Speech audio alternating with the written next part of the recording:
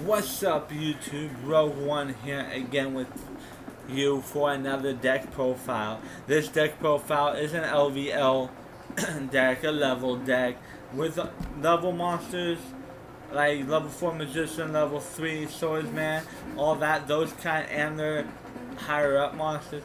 Unfortunately, I wanted to run at least two of to three of certain one of them, or I wanted to run at least two of all the monster level monsters.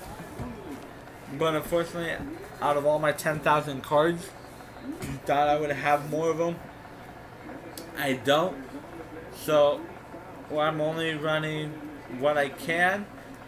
These cards aren't that expensive, so he'd be able to purchase one or two here and there.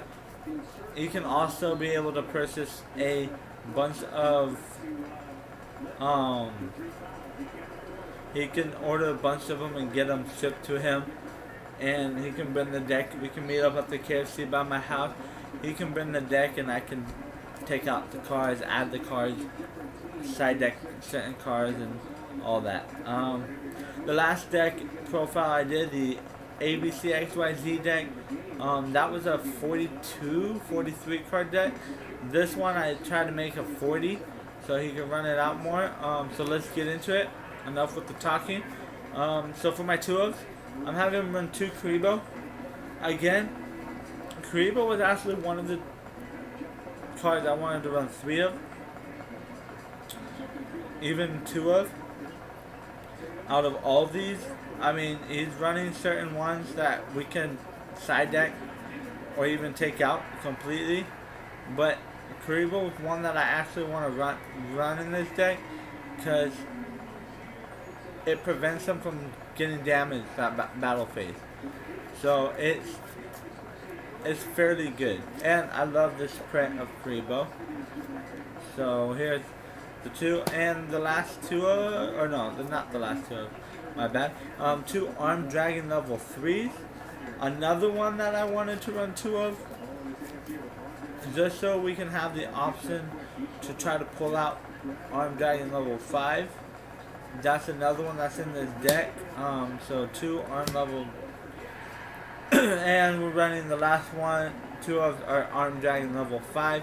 I might throw this down to one Armed Dragon level 5, side deck the other one, and have him run one or two Armed Dragon level 7s, or one Armed Dragon level 7, so he can pull it out, protect Armed Dragon level 2 with trap cards, or even spell cards, or level 5 with trap cards and spell cards. Next standby phase, bring out Armed Dragon level 7. So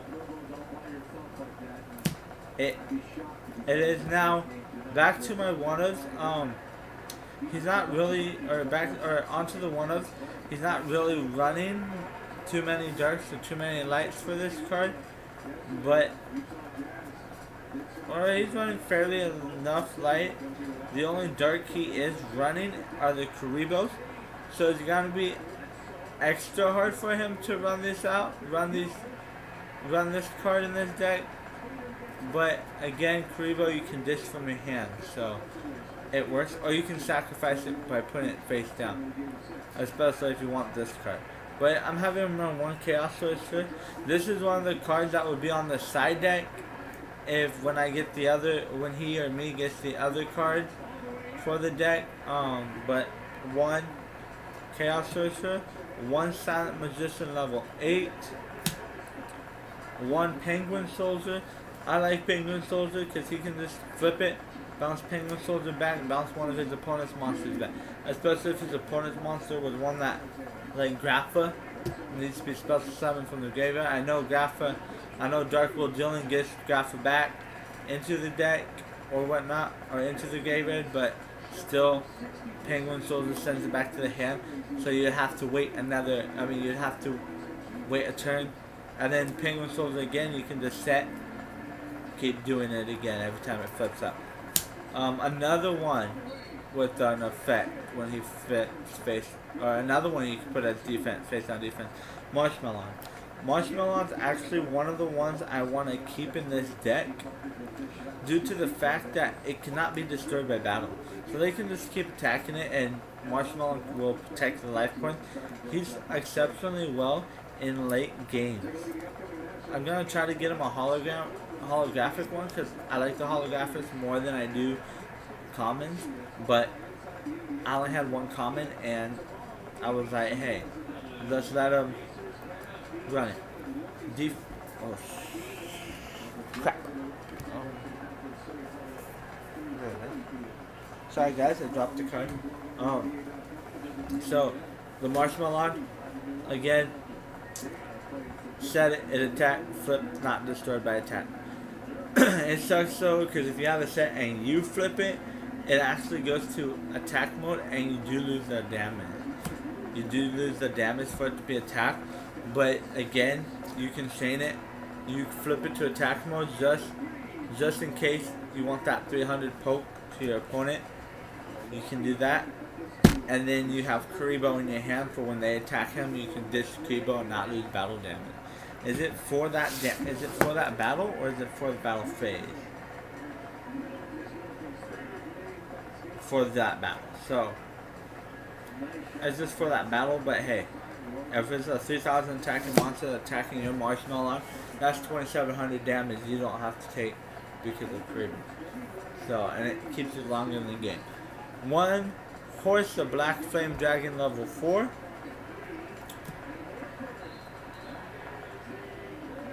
One Silent Swordsman level 7.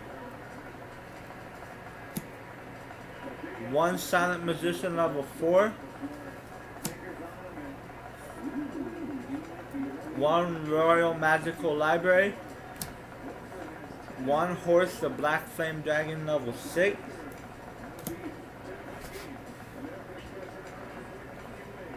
Okay. One Silent Swordsman level 3. I have him. You guys might question the last card. So I'm gonna, alright, you might question this card, so I'm gonna save it for last. Also running one Silent Swordsman level 5. So all 3 Silent Swordsmen are in here. Again, you need to have them in your deck or your hand to bring them out. It's no good with Silent Swordsman level 3 in the graveyard. I forgot to add a Monster Reborn in this deck, so I'm gonna have him run. I'm gonna add a Monster Reborn in the deck, so we can have it to the fact that he can pull out his level 4s and level 3s back in the graveyard. But as of right now, I forgot to add one, so I might have to take out one of the spells or even the traps to add one. And the last card you might question me on, but it's a 3-star Beat Stick. And yes, I said Beat Stick because it's Injection Fairy Lily. Like, I was running my Spellcaster deck and I was hunting this card down forever. And finally I found someone who had a common and I traded for it. So, and in my Spellcaster deck it worked because I can pull it out once per turn. When this card attacks or is attacked, I can pay 2,000 life points, which actually didn't hurt because I loved running Draining Shield, so I normally flip Draining Shield and gained it back. But like I paid 2,000 life points, he becomes 3,000 and then he's a 3,000 Beat Stick. He can attack an opponent directly, destroy monsters, high monsters like a Dark Magician that 2,500 or even Ebon Illusion or someone. So she's a good card to have. That's it for my monsters. On to my spells. Running 2 Magical Mallets. Again, Magical Mallets, you can bust the first turn. You can break the first turn with cards in your hand, and your 5th card or 6th card could be a Magical Mallet. If you go second, your 6th card, or even and if you go first, your 5th card could be a Magical Mallet. You get to refresh your whole hand pretty much. So like, it works. It works in this deck because, oh shoot, I have level 7s and level 8s. Magical Mallets, put those back in the deck, shuffle my deck, draw, oh there you go, there's a level 4, boom. Or there's a level 3, boom. So 2 Magical Mallets. I'm gonna have them run through. I did have 3 in this deck, but I took one out due to the fact of all the traps he's running, I think he'll need for this deck due to the fact of the new meta and how much the monsters attack and all that. So that's it for my 2-ofs for spells. Now down to my 1-ofs. One Smashing Ground destroys, what is it? The one face-up monster your opponent controls that has the highest defense. So your opponent has, let's say, a monster with 3,000 defense, 4,000 attack, and that's the highest defensive monster they have. That monster is destroyed. Or even if they have 0 defense on all the monsters, and one of them has 4,000 attack, pick the one with 4,000 attack, destroy it, because you choose if it's attack. One Scapegoat, the tokens can protect them. I mean, yeah, no. Most of his decks are you need the level 3 or whatnot to bring out, but Scapegoat will be like late game till you get the cards in your hand to do pretty much bait while you may set your field so you can summon the other cards, or if it's a late game and you can't bring out any monsters, you Scapegoat. Also, they are level, what are they? Level 1 star. So you run a 1-star XZ monster, you can bring them out. So we're running one mistake. I'm having him run one mistaken arrest. Until the end of your next turn, after this card resolves, neither player can add cards from their deck to the hand except by drawing. So, like, for example, Dark Will Dealing, each player draws, each player discards, they're drawing, drag down their grave. Those cards won't work, but now let's say you do Snow's effect. Your opponent activates Dark Will Dealing. You discard Snow. Snow's effect will go off to the special summon your opponent's monster on the field, but what it won't is the fact that the monster that you try to add to your hand cannot be added to your hand. Or I forgot the other. I know there's a lot of cards that do that. There's a lot of cards that does that, but it fucks that up. I think Trickstars do that too, and Dracos. I think they add cards from their deck to their hands to pull out monsters. So it works that way. The next one is Shaked Ride, or Shared Ride, my bad. After this card resolve, each time your opponent adds a card or cards from their deck or graveyard to their hand, this turn with the card effect is set by drawing them. You can immediately draw one card for each card effect. You can only activate one Shared Ride per turn. So it works for the draw power, because he can have, and again, as of right now, you guys saw 3 straight quick spells, and this deck is running 4 normal spells and 6 quick spells. So there'll be a lot of quick spells that he can activate either during his battle phase, during his opponent's turn, to set him, bait him in for a trap, activate it on their turn. Also, Shared Ride would be good, because if you're against a deck that, like the Blue Eyes deck, you can add Blue Eyes to your hand, or add a Dragon Tuner to your hand. You activate Shared Ride, boom, you can start drawing cards.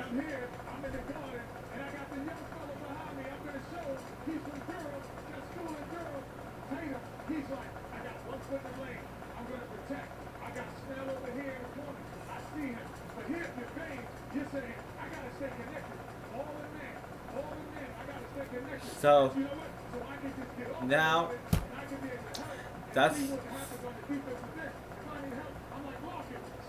I get nasty combo, Share Ride, chain it with Mistaken Arrest. I mean, then you won't get the draw power. due to the fact that mistaken arrest will not from the deck, but if it's from the graveyard, then you'll get those draw power. I'm having run one pot of duality, excavate the top 3, pick 1, shuffle the rest. Again, you thought you've seen enough of these. 1 ego boost. I think that's good for if, let's say you do want to attack with that marshmallow or that penguin soldier. You can ego boost, have them gain 1,000, and then you can attack for 17 or 13. So again, it just helps those low monsters out. MST, pop at least 1 card in the backfield. And then Forbidden Scripture. If a monster battles an opponent's monster during damage calculation, negate all other card effects on the field until the end of the damage step. Also, damage calculation for this battle uses each monster's original attack and defense. So if your opponent has a monster that got up to 8,000 due to effects, and it has 8,000 attack and it's attacking a 300 monster, it goes back, and let's say that monster started off at 500 attack. It will, due to Forbidden Scripture, I think it was? Yeah. Due to Forbidden Scripture, it will make it down to down to that 500, so you only lose 200 instead of the whole, 2,700 or 7,700, I mean. So like it works just so the case that you can do a good job at it, and on top of that with the trap cards, you can make them lose even more. So now that was it for the spells. On to the traps.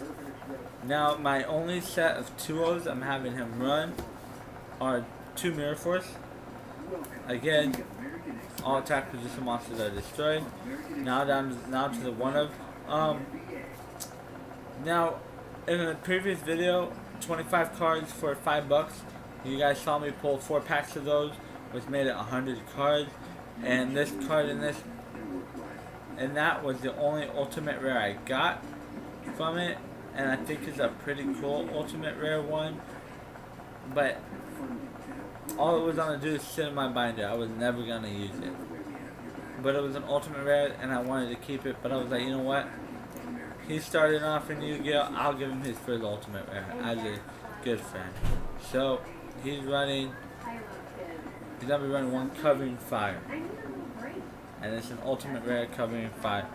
If your opponent monster attacks a monster on your side of the field, you can activate this card. During the damage step, increase the attack of your attacked monster by the attack of 1 other face-up monster on your side of the field during the damage step. So this would be good if they're attacking, let's say, Karibo, and you have Chaos Sorcerer who's 2,700. Let me double check that real fast, guys. 2,300. Then Karibo will gain that 300, which put it at 26. And if they're attacking for 2,000, that's right there is gonna be a better. Your Karibo will be a higher attack. So it works. Now I'm running running 1 Fuse Line. It's actually a new trap card because of the hologram symbol right here. So you know it's a new spell card, and I pulled it from Cerber or Cerber CIBR. So it was a card that I wanted to run, and I wanted to try, but I was like, you know what? I'm gonna let him run it. I only have 1. But the effect for you guys who don't know, while this card is set, target 1 card on the field in this card's column and destroy it. So you have it set in the middle. Your opponent summon a monster in the middle, and let's say have target 1 card on the field and destroy it. That's in that column.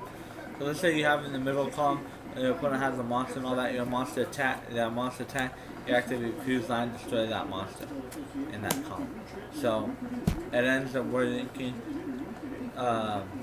double passe. your opponent's monster's attack, you take it directly. The next turn, your monster can attack him directly or her, depending on who you're. Depending on who it is. If the effect says this monster cannot attack your opponent directly, then I would not use double passe. Very likely to play Tuesday night. Just made the decision based on giving him the extra few days. I'm also having him run one floodgate trap hole, which is good because monsters are summoned or summoned. Activate it, flip that monster face on defense. It has to stay that way for the rest of the duel. It cannot change its battle position. Therefore, unless it's by a card effect, of course. But therefore, it will make it to where your opponent cannot synchro or XZ due to the fact that the monster is face down. Also, another one that you can negate a summon. Horn of the Heaven. I know, old card, very old card, but it's a gold series, and it's a very old card. No one runs it, like anybody. They all run Solemn Warning and stuff. I think Horn of the Heaven is good because when a monster or monsters would be summoned, you could tribute one of your monsters and negate their summon, and if you do, destroy that monster's summon or one. So let's say Magician Pendulums, they pendulum summon. You have Horn of the Heaven, activate Horn of the Heaven, tribute one of your monsters. I would recommend tributing one that you know you can pull out of the graveyard, whether it's its effect or another card effect. So like, if you're running Diablo, Diaboloso, or Diabolos, or whatever his name is, the main monster of Diablos, tribute him, boom. Destroy all those monsters that were summoned. And there you go. Pendulum Magician cannot. You negate the summon, therefore they were never summoned. So if this card was special summoned, you can do this effect, it will not work. Because it was not summoned. It's not like Trap Hole when it hits, because you're negating the summon. Trap Hole, you don't. The monster is summoned with 1500 or more attack, you bottom the set. If it says this card no more special summon, that effect still goes off for it being summoned. So, unlike Bottomless Trap Hole, Horn of the Heaven is better. And then another one, Solemn Warning. You might think I should run this in the other deck for Balance of Judgment, but I think Solemn Warning would be better in this deck due to the fact. Sorry guys. Due to the fact that would be summoned or when a spell card, trap, or monster effect is activated that include an effect that special summons a monster. Pay 2,000 life points to negate the summon or activation, and if you do, destroy that card. So again, works for Pendulum Magician. They summon it, boom. They summon it, or they pendulum summon, flip it, pay the 2,000 life points. All those pendulum monsters are destroyed. I know they go to the extra deck so they can pendulum summon them again, but that's when you have Horn of the Heaven face down for the next turn.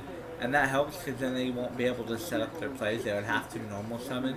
And if it's 5 monsters in their hand that they're pendulum summoning because they don't have any in their extra deck, and use Solemn Warning or Horn of the Heaven, or even Floodgate Trap Hole, they will not be able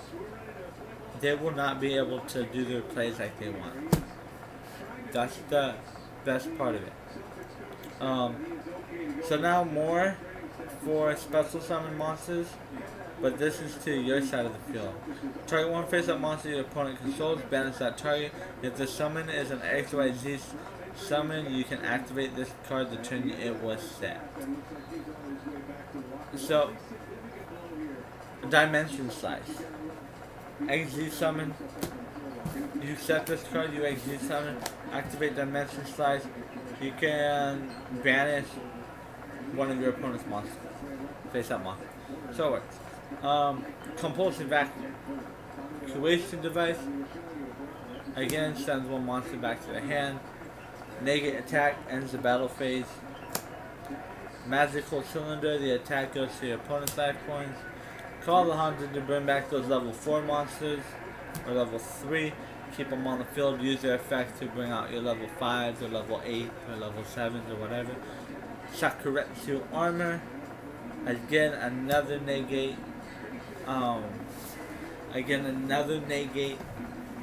effect, or another, negate attack. And this one destroys the monster. That one destroys the monster. And the last one, you guys will think it's weird because he's running a bunch of traps in this card. It's Trapstun. And again, Trapstun you can still chain with because you cannot activate any trap card. So you can chain in the effect due to it being a speed skill 2, activate Trapstun, activate Call the Haunted, special summon your monster, activate Trapstun, therefore Call the Haunted's effect is negated.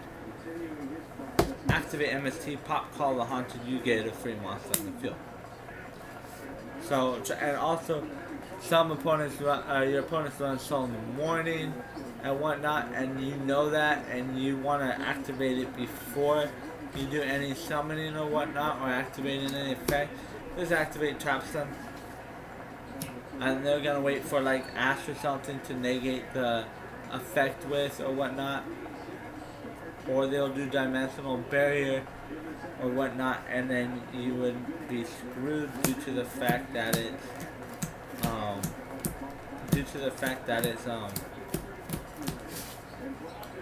a trap card, Trapstun will work. And now for the extra deck, unfortunately it's only one card. Ignore the price, guys. I'll take it out of the sleeve because the sleeve has the price on it. So I'm gonna take it out of the sleeve right now. But it's number 51, Finisher the Strong Arms. Another card that I pulled from that lot of 100 cards that I got for like $20, which is very good. Cannot be destroyed by battle at the end of the damage step. If this card battled, you can detach one of Z material from this card, plus the counter on this card, max 3 at the end of the battle phase. If this card battle and has 3 of these counters, you can destroy all your opponents. Destroy all cards your opponents control. And it's a 2600 attack. That's why you attack. They activate, you activate a card to prevent it. There you have it, folks. The level deck profile. Again, I want to give a shout out to Cyber Knight, Team X Samurai, Simply Unlucky, Ben Tim 1, again I don't know his name, Kurt Twig, and Jabber. They guys influenced me enough to make this channel, do these deck profiles, these openings for you guys, and I appreciate what they do to have you guys watch, give you guys all the stuff for you guys to watch. Please leave a subscribe, hit that bell to be the first ones to see these videos. Comment, like, leave a comment about what you think I should add or take away from this deck before I give it to them. Other than that, thank you guys, and Rogue One out.